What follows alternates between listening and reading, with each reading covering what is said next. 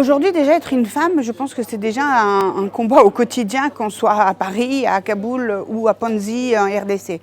Donc c'est un combat au quotidien. Et ça, mon message est pour les générations jeunes. Et d'ailleurs, je sais qu'elles sont très intéressées, et je le vois bien chez des jeunes de 20-25 ans, des jeunes femmes qui sont très intéressées justement par leur indépendance. C'est qu'aujourd'hui, on ne peut pas, il ne faut pas rester sur nos acquis parce que tout est fragile. Moi, mon message, c'est que regardons un peu ce qui se passe dans le monde. À la moindre révolution, de changement de régime, révolution économique, de guerre, qui sont les premières victimes? Ce sont les femmes.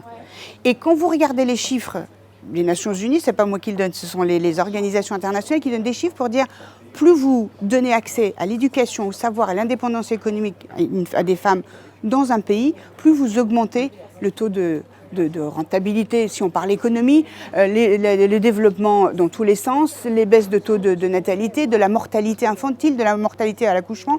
Donc qu'est-ce que ça veut dire? Ça veut dire qu'aujourd'hui, être une femme partout dans le monde, d'être concernée par les autres et être une Angela, une Christina, une Christine Lagarde, une Audrey Tcherkov, une Chekeba Hachemi, ici, ce côté de la planète, et savoir qu'il existe des femmes à l'autre bout du monde qui n'ont pas accès aux droits les plus fondamentaux, je pense qu'on n'a rien à gagner. C'est un combat commun que nous devons mener tous les jours avec les hommes, parce que le combat sans les hommes, ça ne compte pas, parce qu'on ne va pas faire des choses entre soi, il faut intégrer les hommes pour qu'ils comprennent notre quotidien.